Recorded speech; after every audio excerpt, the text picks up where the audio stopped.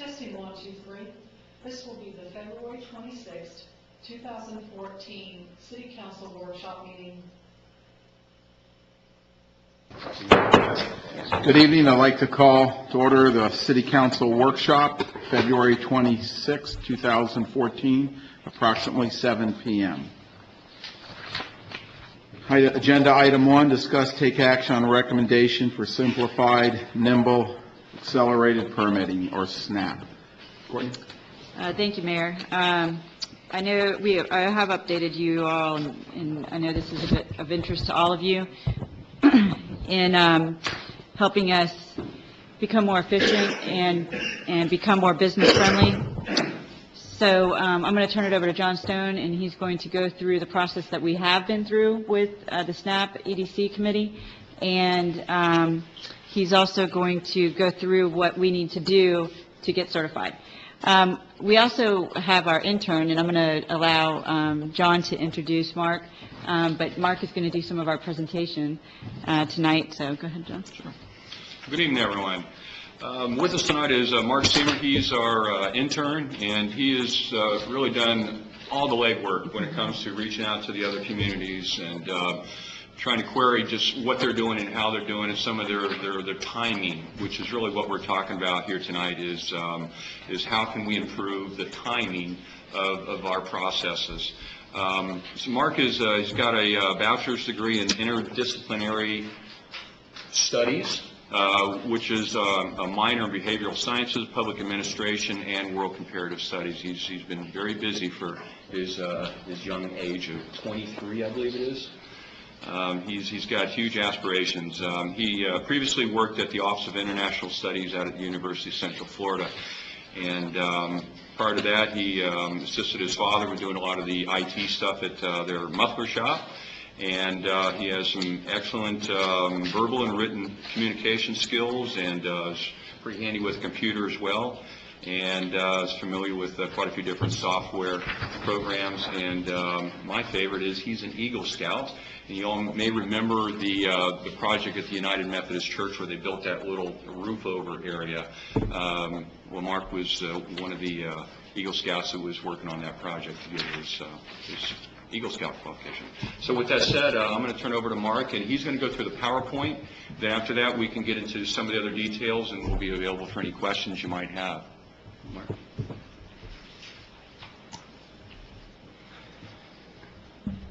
Hello, Mayor and Council. I'm Mark Seamer. I'm the intern, as he said, and I've prepared a brief PowerPoint presentation for you about the EDC SNAP program. So here we have the list of municipalities within Brevard County and including Brevard County that are certified by SNAP.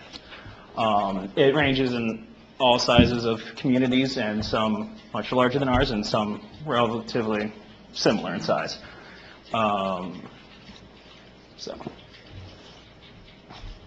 And here we have a table that shows you a lot more of the details of each of these different communities. Well, not all of them, just the ones that are closest to us, and their process. And I'd like to direct you first to the third column, the approved review cycle, the approximate review cycle, I'm sorry. And it's important to know that's not necessarily the approval time. That is how long it takes staff typically to go over the application and then for the developer to respond to it. For example, Cape Canaveral and Cocoa both require the application to be submitted 45 days before the first board meeting, and then it takes them about 30 days to finish what the board will finally be looking at and reviewing. Other municipalities, such as Cocoa Beach and Palm Shores, have a specified codified time period for staff to review comments, which is why the 30 and 45 to 60 days were struck, because that is the typical amount of time it takes for the application to be reviewed and finalized before it's put before a board for review. But it does require that staff only has 10 days to review for the first application for comments. Whereas West Melbourne, it's specified for 7 days, and in the case of a minor site plan, it can also be approved by the administrator, and so it can be improved in 7 days. Next is the next column, type of site plans. I want to clarify a couple of terms because every municipality is different. They all have their own oddities and technicalities. And so cities that say just site plan only have one. It's all the same review process and all the same requirements. Whereas Cocoa Beach has a major, a minor, and then they have a third one, which I didn't include, called a small site plan because it doesn't actually require a full site plan. It's for 250 square feet or less, and it just requires a building permit. Whereas their minor site plan is 250 to 1,000 feet. So as you can see, all of these, even the ones that are SNAP certified, have their own individual process and criteria for approval. And even SNAP certified programs, municipalities, have board approval at a certain level. In the case of Cocoa, it's above 45,000 square feet. And here we have the flow chart to show Satellite Beach's approval process, how it's changed over the last year. Pre-order or ordinance 1073 and then post 1073, and what it will hopefully be given SNAP certification. And as you can see, it goes from 90 days approximately for approval to potentially 7 days till approval if it is a minor site plan that goes through administrative review. And you can see that because it goes through fewer departments for review as well as fewer boards if it is under the threshold, and still applies for administrative review. Sorry, wrong way. The EDC has already given us several recommendations, and we have begun to evaluate them and make progress on it. For, in particular, the fire department and the building department, because they work in different buildings and have different objectives, often take a different amount of time to evaluate a site plan because they have different concerns. And this is a very common comment from the EDC. And to address that, the fire department has drafted a new policy to establish a site plan process that's consistent with the building departments. Furthermore, we've also scheduled a planning and zoning board meeting to evaluate the SNAP certification and make recommendations to City Council in regards to what Satellite Beach's specific criteria and process should be. And as you've seen, we've already contacted the other municipalities to get a sense of scale of what they do and what relative to what we do. Thank you for your time. So if you like, I can fill in some blanks here, just how we got to where we're at. It was the direction of council that the building department, building and fire, actually become SNAP certified with both building permits and site plans. Building permits, they move on pretty quick. You know, within 2 to 3 days. AC permits we turn around the same day. So building permits were really never an issue. But when it comes to site plan, because we had all these boards it was going through, and you got public notices and all these time requirements relating to that, and depending on when you get the application, you may have already missed that one board, then you got to wait a whole other cycle, and so before you know it, you're 90 days out. The nice thing about Ordinance 1073 is we were able to streamline that somewhat. There was 2 significant changes that happened in 1073. One of them is we eliminated the beautification board and the area advisory board because there's performance standards already built into the land development regulations that addresses that. So the planning and zoning board, which deals with your land development regulations, is already looking at those items. So the first significant change is to combine and streamline those boards down to the planning and zoning, eliminating some of those other ones. The other change was by raising the threshold from where our code was, which essentially said any increase in gross floor area required site plan approval to 2,500. So it didn't really fix the code. It more or less just raised the bar to allow some of those smaller plans to move on through the process. So, however, by combining the boards, that did help that process. So one of the things that the EDC had asked of us to do was to provide them some historical data on how long it took for us to go through the process from application received to that whole process to ultimately getting a permit out the door. And they don't really see the fire department, building department as two different processes. They look at it as one process. When somebody walks in, you got to remember the EDC board is made up of contractors, so they're thinking about this as how long is it going to take me to get a permit? I don't care about it being a fire or a building. I just want to know how long before I get a permit. And our longstanding policy in the building department is not issue a building permit till the fire permit and all the other permits, whether they be St. John's or whatever, are in place, because they can substantially change that building permit. So we try to get them all out the door one time.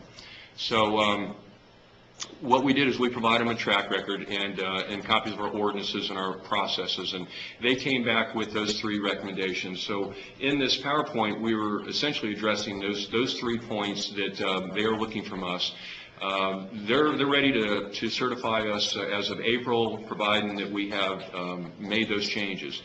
Because of the timing, I think I provided up there in front of you, the timing of us getting through the planning and zoning and 2 readings of an ordinance would mean that we wouldn't meet that April 1 deadline. We will have already made those changes shortly thereafter. And now the EDC, that board meets every other month, so they will meet in the 1st of June.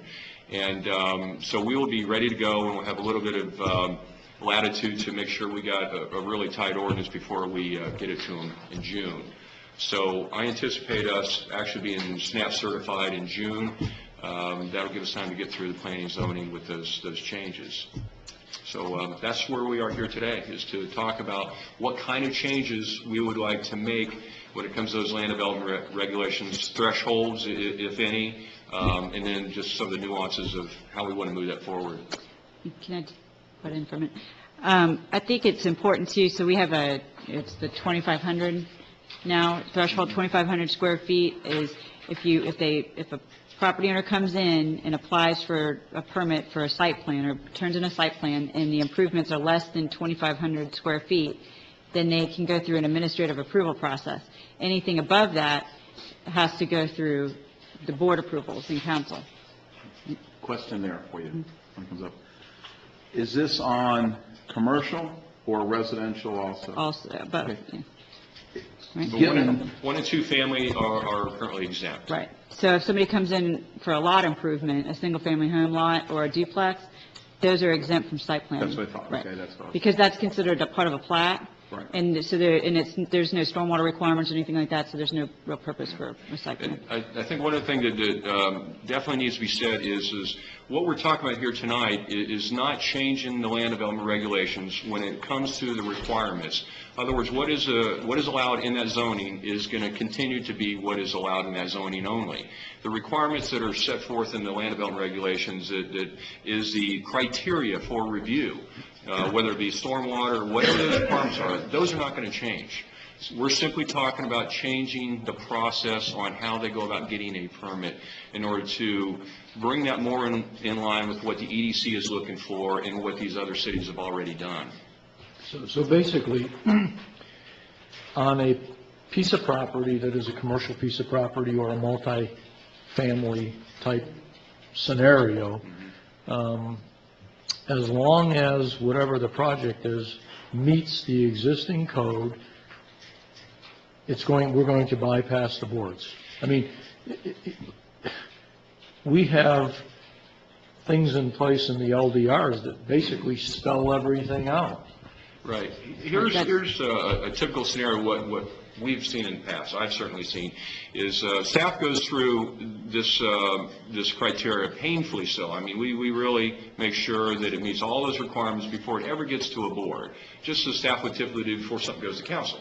So we've already went through that process with the applicant, made sure it met those requirements. So when it gets to the planning and zoning board, it should be pretty much I don't want to call it a rubber stamp, but it should be just another layer of checking.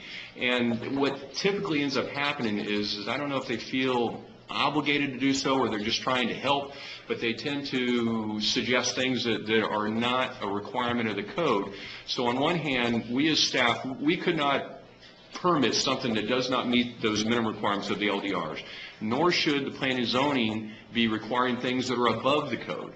And that's where sometimes we can get ourselves in trouble, whereas we're probably better off just doing these administrative approvals where we're simply looking at what is required by our code, and if it meets it, then we're good. And the other thing I wanted to add was, what we're recommending, I just want to let you know what we would recommend is, we would recommend going from the 2,500 square feet to the 5 acres, which is the common threshold. So anything above 5 acres, a site plan that is above 5 acres would come through a P&Z and council approval, and those are typically really large projects that you would want to see anyway, I think. One of the things that I want to make sure too is, when someone comes in for a plat, that always has to go through council. So if it's a subdivision of land, that's a statutory process that has to go through city council for approval. So you would always have to approve the preliminary plats. That's a requirement. But once it's platted, it becomes a site plan. And if, for example, in the 100 acres, if there was a plat that occurred and there was a site plan carved out for some particular project that was larger than 5 acres, when that site plan came through, then if it was larger than 5 acres, then that would have to be approved by council. So looking at that threshold right now, there's only 2 pieces of property that pop in mind to me. It's the bowling alley and the 100 acres. Okay, Is there any other one that would fall into Not 5 that we know acres? of. Well, actually, the bowling alley, even looking at it as 2 pieces, the commercial piece and the RM2 on the back end, if Right. you're looking as one whole piece, you're looking at 2.79 acres. So you're still under. Oh, I thought it I'm was sorry. 5 acres. You got 2.79 for the commercial and 1.01 for the RM2. So you're still under the 5 acres. The only thing that I can think of 2 instances that happened when we were on council. One of them was Gemini. When the Gemini property came up, I mean, if we were in the SNAP mode when Gemini came up, we probably wouldn't have that property now. Because Maurice Kotze had the ability of building 2 65-foot towers there. It had already gone through P&Z. That went through a rezoning. That went through a use change. So that has to go to council. So if anybody comes through for a development right change, that would have to go through council. It's only after their zoning is in place and their variances are in place, and then they turn in a site plan. Yeah, that was rezoned Yeah, from that was RM3 to rezoning. RM4, where we actually had to create new development. And that's really the criteria. only time you do have time to bargain, or So provide if those. something is changing, then it'll come to council. Right, this, again, if it changes the LDRs, it changes, I talked to Courtney on this, so I want to make sure I have it right. If it changes the zoning of what is supposed to go there, or LDR, then it's going to come back to the Absolutely. boards and do it. This is Anytime- only as if it meets right. all those criteria, that it doesn't have to go through the board That's process. correct. If any time a developer, I'm sorry. No, go ahead, finish up. Anytime a developer or a property owner comes in and is asking you for a change in their rights to the property at the time, and that means what they're allowed to do with the property under the current zoning and under the current land development regulations. When they want to change in that, that's always a public process. So if they want a change of use or a change of density, change of, like a change in the development parameter, like a setback, that would be a variance, those are all public processes. But when a developer wants to get a permit to abide by those processes, that can be administrative, and in most cities it is. Because once it's done, when they turn in their site plan, you can't forgive the code. The only board that can do that is the variance board. And we can't ask them to do more than what is the code. So that's why it's administrative, because there's really no point to a public process at that point. What it does do is that many times it can create a scenario where the boards are asking the developers to do something and they feel compelled just to get approved, and sometimes that can come back and bite you legally. The other issue is that it's a time cruncher, or time waster, honestly. It eats up their time, because the notice of requirements and everything else that go along with boards can tack on 2 months to an approval process. Okay, John, so let's take, for example, following up on what Courtney just said. let's take, for example, that I own the old Dairy Queen property, which I don't, but let's just pretend like I own the old Dairy Queen property. So I can build on there, and go through the administrative process, move that through, as long as I have the permitted use, follow the proper density, and you follow the setbacks. I don't have to go before any boards, I can just come right. That's correct. You could come in and within, I would say, 3 days would be a typical. I will have an opportunity to review that, that plan that you provided me. It shows me where that building is going to go, and I'm going to look at setbacks and all those things that are already in that commercial district. Like Courtney says, the rights that you have if you fall within the parameters of that commercial district. Okay. So, within 3 days you can. The other thing I wanted to bring up too is it's important that sometimes the code, because they're written a while ago, or sometimes they're not written very well, we have to interpret. And it's imperative that the interpretation of those codes are consistent. And that's usually because you have a consistent person doing that, and that's the administrator or John Stone. And when you have a board approving them, there's many times you can get in a situation where you're not being consistent because the board sees it differently than maybe the administrator. So that can sometimes be an issue. And a lot of times you're approving things that are engineering related, where your city engineer has to sign off on. And you may get in a situation where your board's disagreeing with your engineer. And that's always a problem because, if you get into a battle later, the people that are going to be on the stand are your engineers, So. Okay, in any way, does this affect what our potential for selling off the Peg Legs property? Does this affect any of that at all, or what we're doing here? I would say just the opposite. It will affect it in hopefully a positive way. It will hopefully encourage people to make offers on that property and get some development done. It's under 5 acres, right?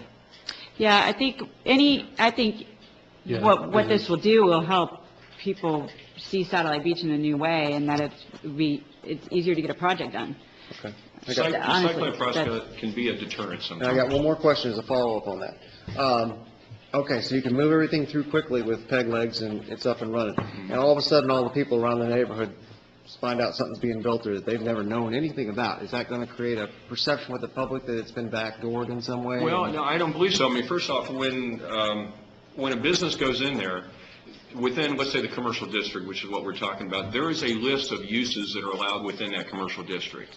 So whether it's an existing building or you're coming in to build your own building, it really doesn't change anything. You're either allowed to do that or you're not allowed to do it. Okay. Now, the Peg Legs is a little different because it's owned by the CRA, and the selling of that property, the disposition of that property would be public. Okay. And in that, people, obviously the use and all that would be discussed, so that would be, people would be notified of that, yeah. That's all I have, Mr. Mayor. Thank you. So we're saying that the threshold is, excuse me, I'm trying to learn to work with this. We're saying that the threshold for a site plan then is anything over 5 acres, and that's regardless of whether it's residential, commercial, or industrial. Is that correct? Yes. Okay. I had some questions and a couple of things on the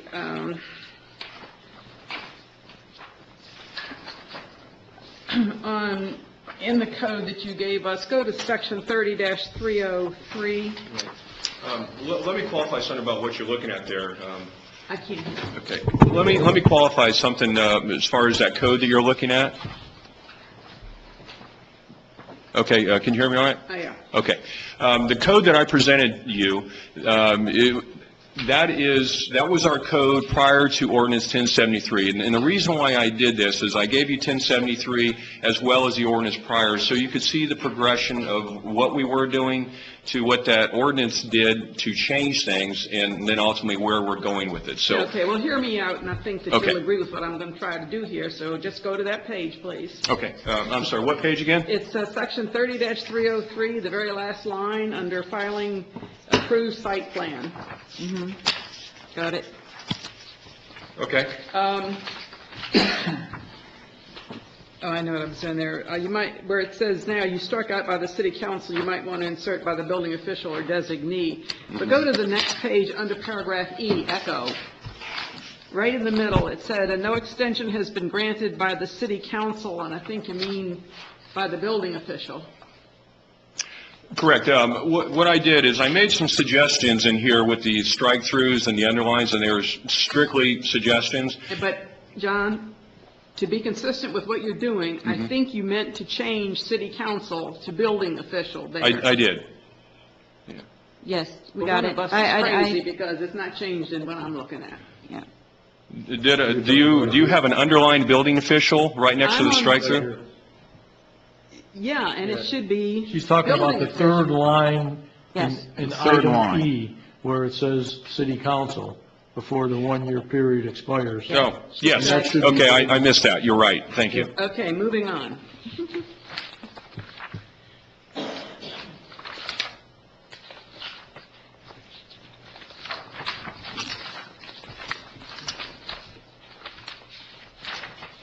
I want to go to,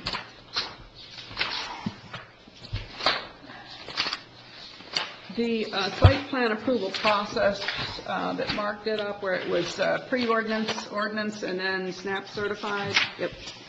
Where you've got, you start on the row called staff review, and in each of these, like for instance, pre-ordinance 1073, you have the staff review, building and zoning, city engineer, and the CRA. Then with ordinance 1073, you have same thing, building and zoning, city engineer, and CRA.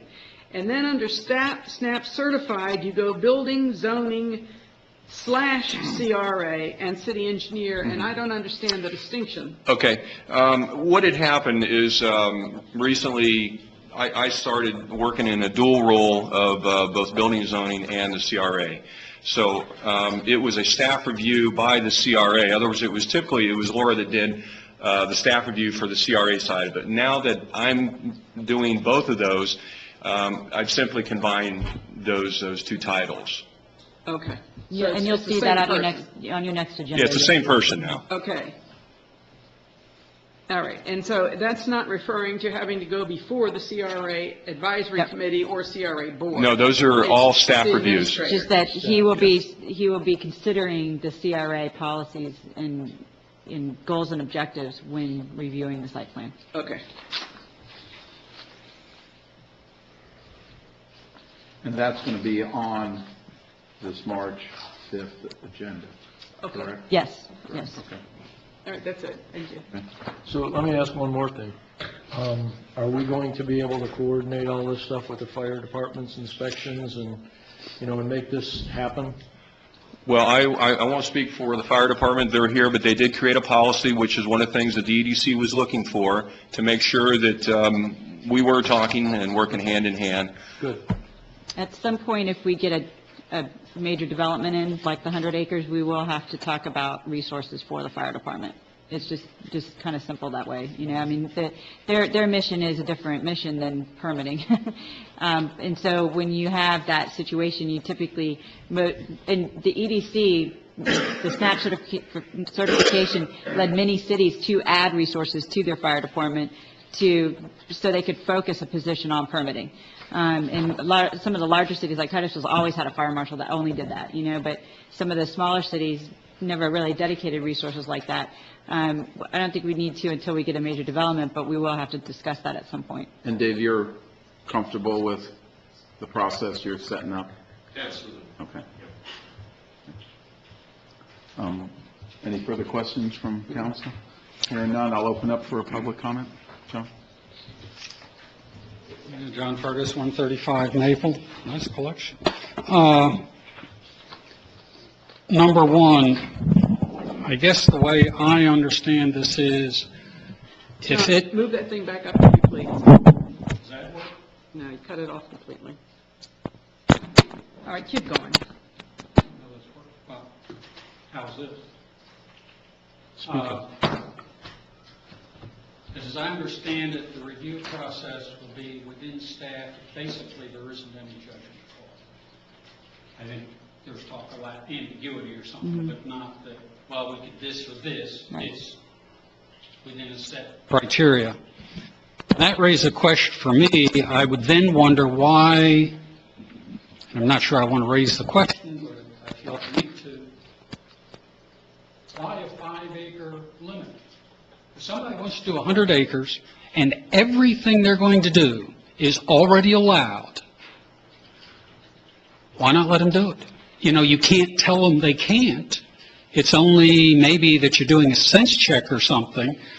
I could understand the time to review a simple thing like rebuilding of Dairy Queen could be a lot faster than, let's say, doing the Kotze 108-unit condo. And that could certainly be a lot faster than doing a 100-acre full campus. And so it would seem to me, instead of saying 5 acres, we do something different, you might instead say, at certain thresholds, you guys are not going to have to expect it's going to take longer to review this because it's more, we have more moving parts to look at. And then I too had thought about the thought of the public getting upset that, gee whiz, you pulled something over on us. And why would it hurt to, and it maybe it's not in the code, but it could be in the policies, that after, and I'm not talking when somebody changes an air conditioner or they enclose their rear porch, but I would think council and the public would like to know, oh, we're building a new house at 627 something or other, or Kotze's gotten ready, he's put in his, he's put in his plans, or we've approved the plan to build 108 units. And basically, that then makes sure the people, including you folks, know what's going on. And those were just the 3 points. One thing on something as big as the 100 acres, John, not that you have other issues there. There's school issues, concurrency, and so forth, that would have to go under, correct? Right. Concurrency is one of the things that we definitely look at when it comes to a site plan. As well as we're looking, a project that size at Pelican Coast, you're more likely going to be looking at subdivisions of land and platting, drainage requirements with St. John's. I mean, it's a whole nother dynamic. We don't have to do a 5-acre threshold. We were just trying to ease it in because I think, sometimes whenever you take anything out of a public process, even though I think we all agree that there's no real reason for it, it scares the public. So we didn't want to shock and awe the public and maybe keep some of the larger projects in the view of the public. But I think the idea of listing developments is a great idea.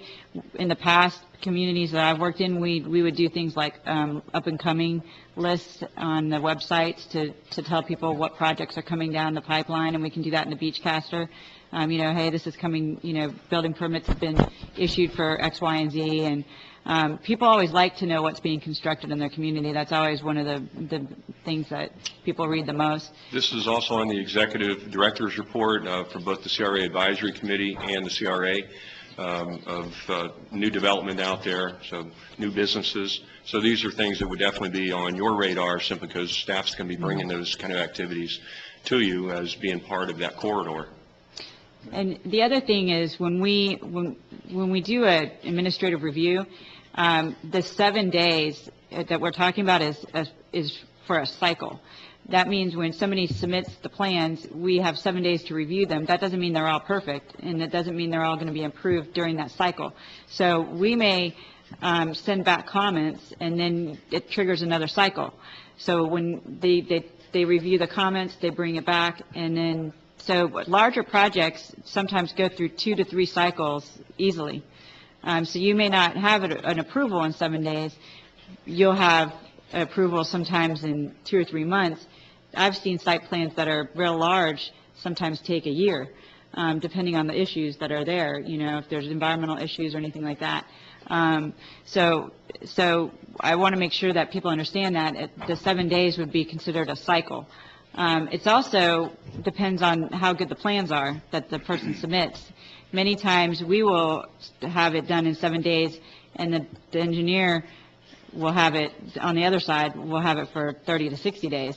And so, we just want to make sure our review times, basically the approval process on our side, if it's long, it's not because of us.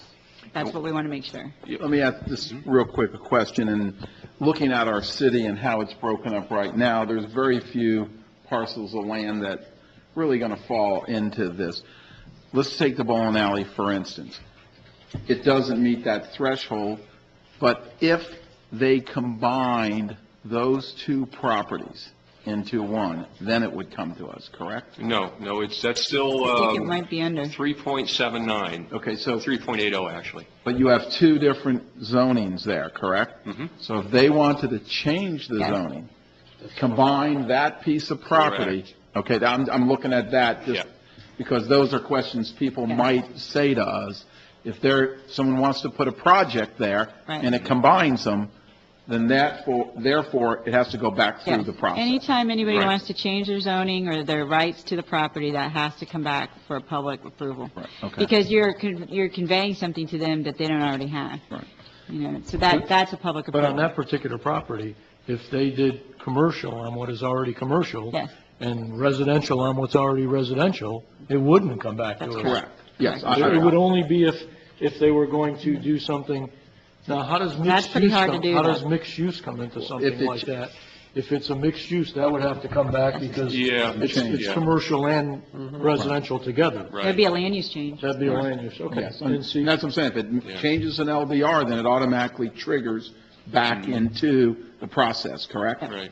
Because you have to weigh the impacts to the neighboring residents, anything you have to do with a rezoning, that would all come through you as a public body. So when staff approves something, we're not conveying them a right, we're just making sure they're doing they're obeying the rules, that's all we're doing.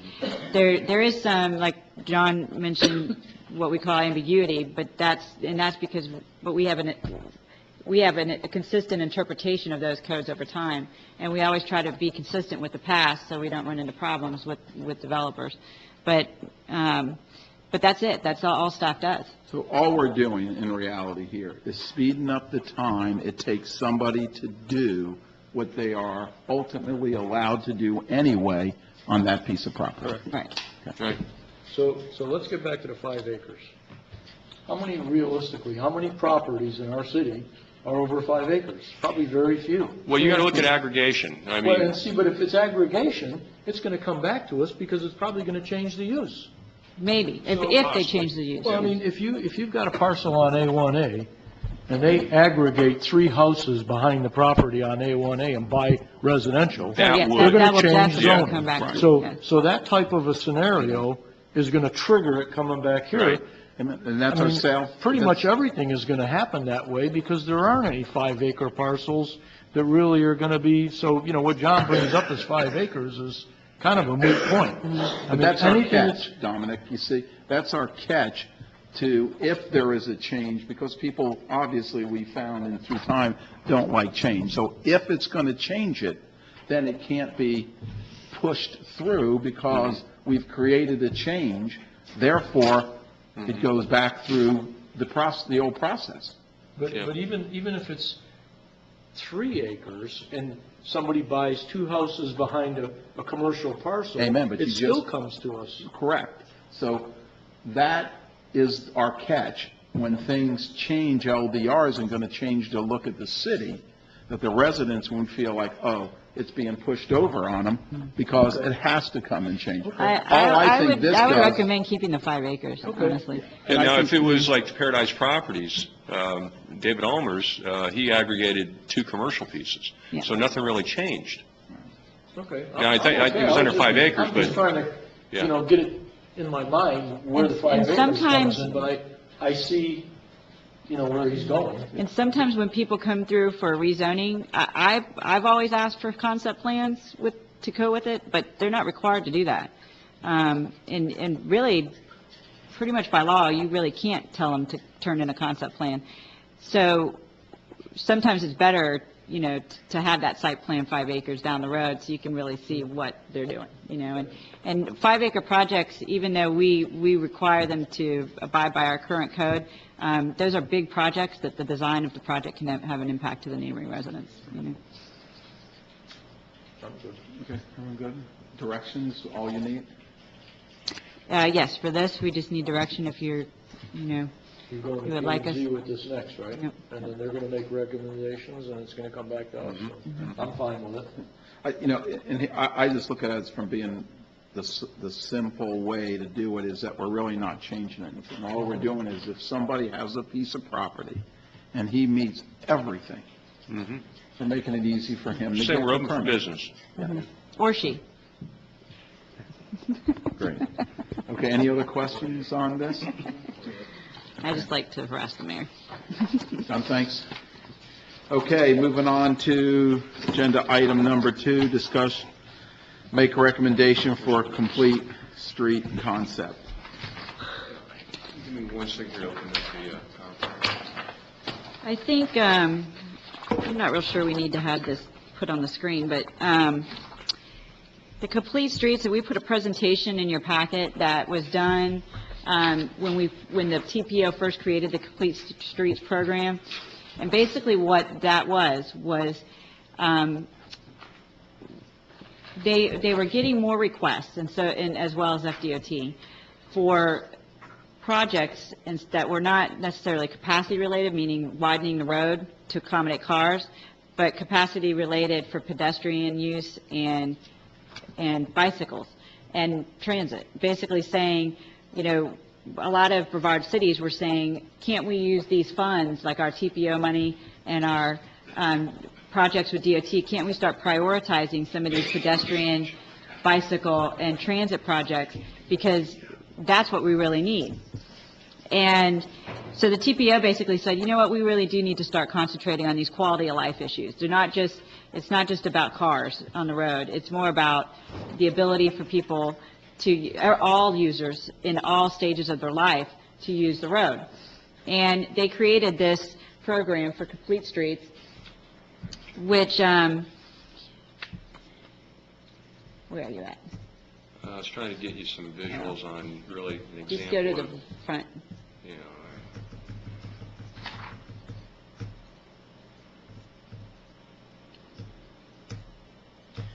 And what they did was create this presentation that we used, all the TPO residents, when I say we, at that time I was at the city of Titusville, we were trying to convince our councils to become a complete street. And basically what we were showing is what are complete streets, and we begin to basically educate the community that a road is not just about vehicles. It's about other things that are important to people in all users at all their in all stages of life. So go ahead and click forward. Go ahead. And go back a little bit. And a lot of this has to do with things like safety, in terms of pedestrian safety. And you can see the difference between the one on the left, which is a complete street designed for pedestrians and bicyclists, and the one on the right, which has neither. So right there, there's a small bike lane, which is usually, they weren't considered bike lanes, they were considered just kind of the shoulder of the road, where somebody's trying to walk because they don't have a sidewalk or a roadway. Go to the next one. In this instance,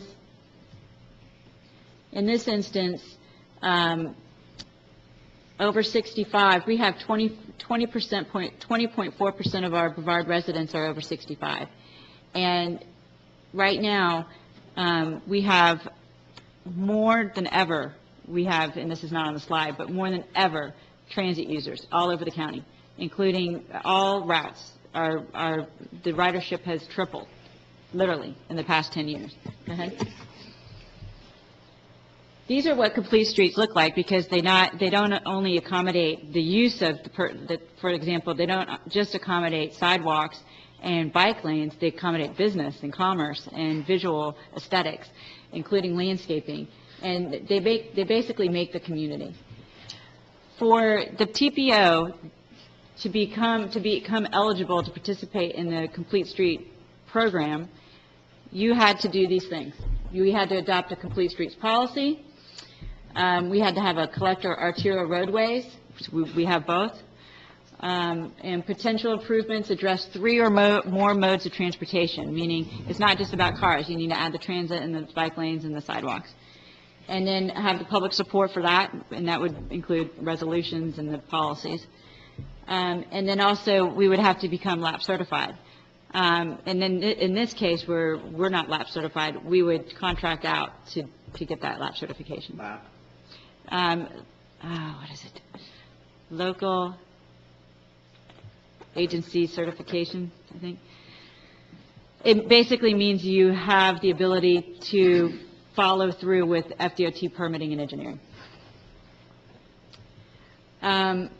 These were the ways that the last round of projects were picked through the TPO, and it's in your packet, and I don't think that we need to go through that. Basically, that process has already ended. They've picked the streets, but inevitably, they will begin another round of complete street funding, and we want to be prepared to be able to participate in that. We have DeSoto Parkway, it's a minor collector roadway. We have, 2 collector roads, and it will take us years to be done with A1A.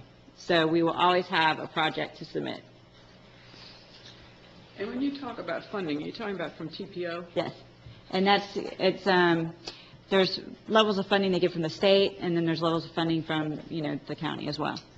So in other words, basically what we need to do is make sure that we fit all that criteria, we become LAP certified, and then we're eligible to submit projects to TPO for funding. And honestly, we probably will never become LAP certified. What we would do is partner with like the county who is, and then they would run the project, They require LAP certification just to make sure that you can run a project that size.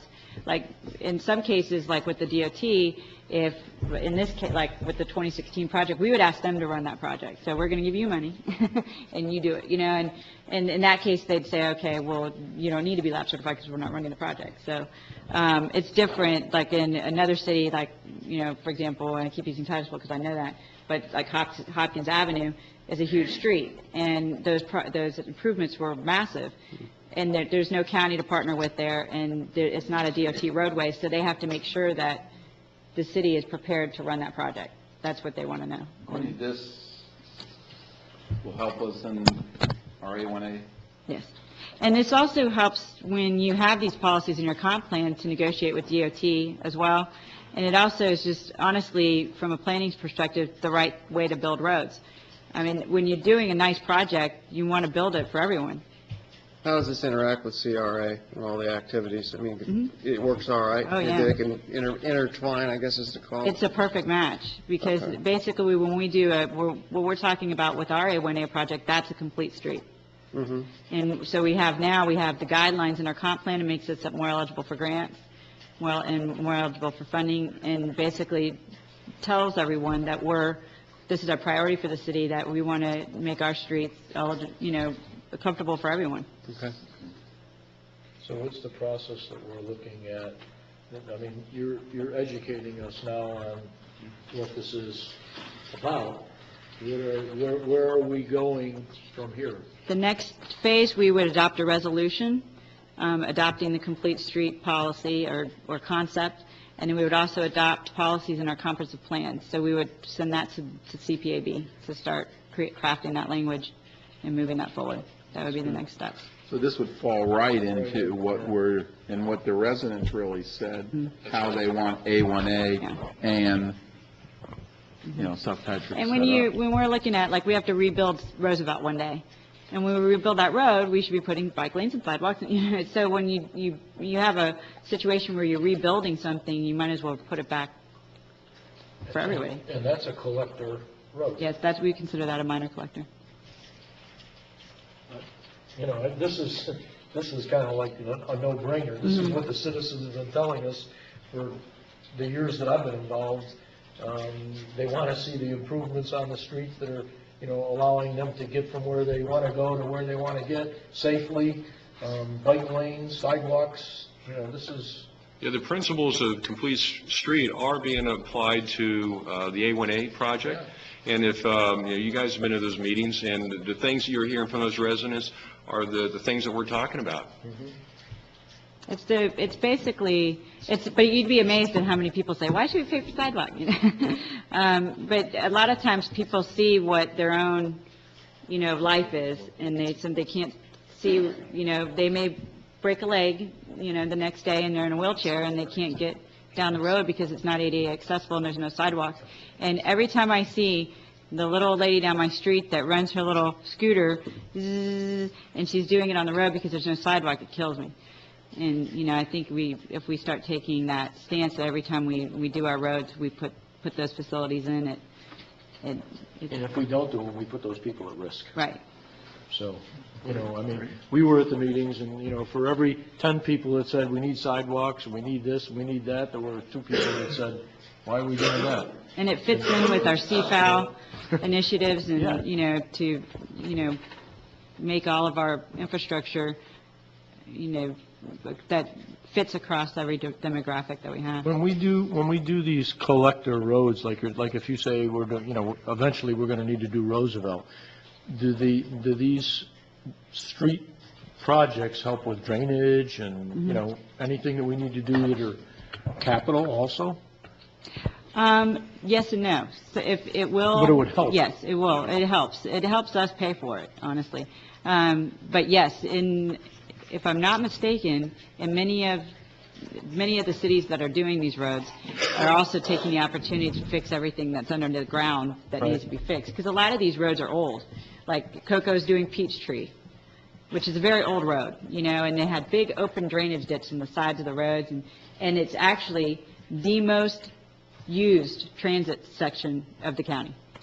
And there's ditches on the side of the road and nobody can walk on. And it's literally one of the high pedestrian areas of Cocoa.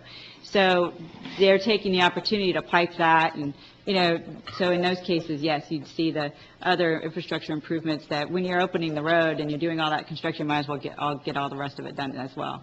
Okay. There's a couple examples right here. There's, I kind of went to, let me back up a second, right here. Hopkins before, Hopkins afterwards. You notice the bike paths, pedestrian walkways, the expanded area for outside dining. Again, this is before and after. It was fairly dramatic. I can mention that one here.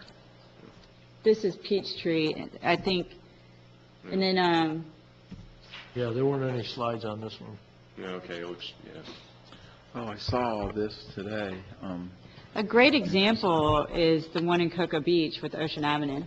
And if you haven't had a chance to drive down there and see what they've done to that road, it was very unique. They used a lot of their medians as stormwater, so you see the depressed area as stormwater, and that's their drainage. But the before and afters of that road are pretty neat to see. So they were one of the first people in Brevard County to do a complete street project, and it's touted as a complete street, but it came before this program, but it accommodated all the complete street principles. So, Questions? No, I think it's a great concept. I think it's a good This will be idea. going for the CPAB at the end of this month, or I'm sorry, end of next month. The next scheduled CPAB meeting, they'll be talking about this as well. So this will go to CPAB at their next meeting? Mhm. and transportation can make or break a community, and that's why people are starting to realize that our roadways just are such a big fabric of our community. And especially if you look at our roadways, some of them are fairly old, and we have a lot of these through streets, whether it's DeSoto or Jackson and so forth, that handle a good percentage of the community each day, especially with the schools. So, Any further discussion from council? Open it up for public comment on this agenda item. Hearing none, back to council. Courtney, you just consensus to continue working on this, and it's a great project. And if you, in your package, the last page is a sample resolution, just to familiarize you with it a little bit. Okay. Great. So CPAB and then back to us? Yep. Okay. Any further questions? No, sir. Any further business, the workshop? Great, John, staff, thank you very, very much. Hearing no further business, meeting adjourned. I'm sorry, I didn't realize you put that there.